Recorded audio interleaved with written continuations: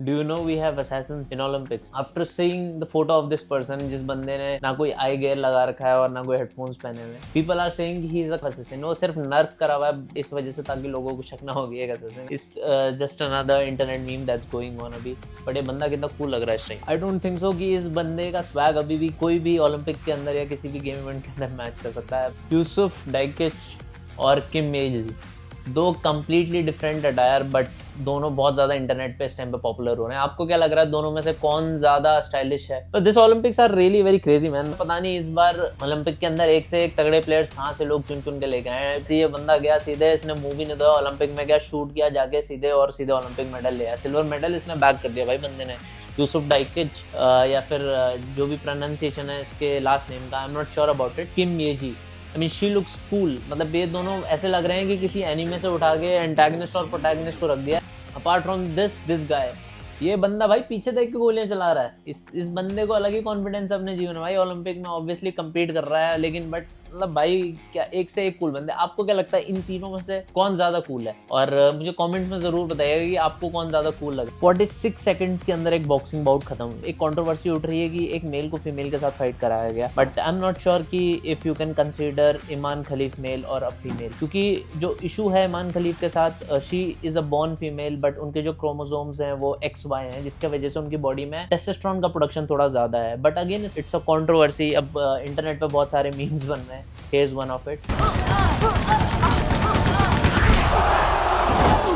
What are your opinions on this? Please do let me know in comments. आपको क्या लगता है कि इमान खलीफ को वुमेन बॉक्सिंग के अंदर खिलाना चाहिए कि नहीं खिलाना चाहिए? और 46 सेकंड्स के अंदर जो उनका ओपोनेंट था, शी हैड टू लीव. उन्होंने क्विट कर दिया कि भाई मैं इसके साथ नहीं खेल सकती. आई मीन उनकी पंचेस में इतनी पावर पैक थी कि सामने वाला जो ओपोनेंट था वो डर गया. अब you tell me guys, is that fair to other women? Should she be considered male और फीमेल? और क्या उन्हें विमेन कैटेगरी के अंदर बॉक्सिंग करने देना चाहिए कि नहीं करने देना चाहिए इस ओलंपिक्स में? तो again there are controversies. Let's see what happens, but do tell me what are your opinions on it. Hitman की तो बात ठीक थी. अब इटली से शायद एमिनम भी कम्पीट कर रहे हैं आर्चरी इवेंट के अंदर. डू लेट मी नो कि आपके क्या ओपिनियंस है. क्या रैपर्स को अलाउ करना चाहिए ओलंपिक्स के अंदर कम्पीट करने के लिए if they are really good? Zeng Jiang, what an inspirational story. 58 years old और ओलंपिक्स में अपना डेब्यू कर रही हैं. 20 साल से वो रिटायरमेंट ले चुकी थी टेबल टेनिस से, और उसके बाद उन्होंने ड्यूरिंग पैंडेमिक एक टेबल अपने घर पे खरीदा. उसके बाद she started playing. Now she is representing her country in Olympics. ये तो रही जनरल चीज़ें जो ओलंपिक्स में अभी चल रही हैं. Let's now talk about India's performance in Olympics. हमारे दो तगड़े मेडल कंटेंडर ओलंपिक से बाहर हो चुके हैं. आफ्टर अमित पंघल जो 51 kg बॉक्सिंग के अंदर इंडिया को रिप्रेजेंट कर रहे थे एंड बहुत स्ट्रॉन्ग कंटेंडर थे जो इंडिया के लिए मेडल ला सकते थे. PV Sindhu is also out now. PV Sindhu अपना राउंड ऑफ 16 में मैच हार गई हैं चाइनीज प्लेयर के साथ स्ट्रेट साइड्स में. पीवी सिंधु ऑलरेडी 2 बार इंडिया के लिए मेडल लेके आ चुकी हैं. Tejinder Pal Singh Toor is also out now. अब वो ओलंपिक से बाहर हो चुके हैं. Unfortunately he wasn't able to make the finals. उनका बेस्ट थ्रो इस बार ओलंपिक्स के अंदर 18.05 मीटर का रहा, और जो उनका डिस्टेंस था वो क्वालिफिकेशन क्राइटेरिया से कम था. Tejinder Pal Singh Toor finish 15th in his group. HS Prannoy को स्ट्रेट सेट्स में हराने के बाद Lakshya Sen has also qualified for the semifinal after losing his first set 19-21 से. ही केम बैक स्ट्रॉन्ग और दो स्ट्रेट सेट्स अपने ओपोनेंट को इन्होंने हराया 21-15 और 21-12 के साथ. और चाइनीज टाइपे से इनका ओपोनेंट था. Now he is just one step away from winning a medal for India. Lakshya Sen has also created history. पहले इंडियन मेल है बैडमिंटन स्पोर्ट के अंदर ओलंपिक्स में सेमीफाइनल के लिए क्वालिफाई जिन्होंने किया. सो congratulations to Lakshya Sen. Sky is the limit for you. Parul Chaudhary and Ankita Dhyani women's category में 5000 मीटर रेस से बाहर हो चुकी है unfortunately. Now she will be competing in steeplechase race.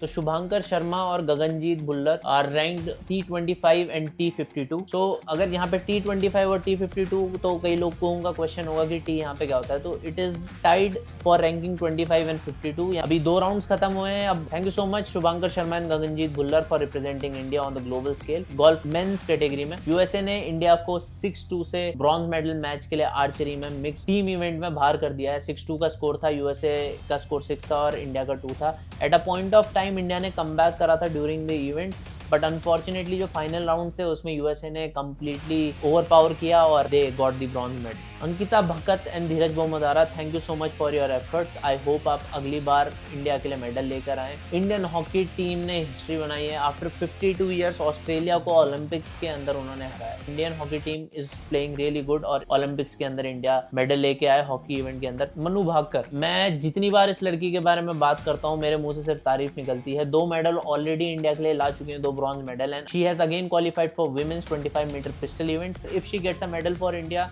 She will be the first person from India जो एक Olympics event के अंदर 3 मेडल लेके आई है इंडिया के लिए। आई होप मनु भाकर ये दोबारा से हिस्ट्री क्रिएट करें। She is already the first women from India जो 2 मेडल्स लेके आई है सेम ओलंपिक इवेंट में in a year. Unfortunately Esha Singh इसी इवेंट में हार गई थी and she wasn't able to qualify for the final. सिर्फ 8 शूटर्स क्वालिफाई कर पाते हैं फाइनल इवेंट के लिए एंड अनफॉर्चुनेटली ईशा सिंह इस बार क्वालिफाई नहीं कर पाई। आई होप ईशा सिंह अगले ओलंपिक्स के अंदर हमारे इंडिया के लिए मेडल लेके आए और thank you so much Isha Singh for representing India on the global scale. I wish all the best for you and thank you so much once again. अगर ये वीडियो आपको पसंद आई है तो मेरे जैसे स्मॉल क्रिएटर को सपोर्ट करिएगा और do follow me on Instagram and subscribe my channel on YouTube. Thank you so much for watching my videos once again.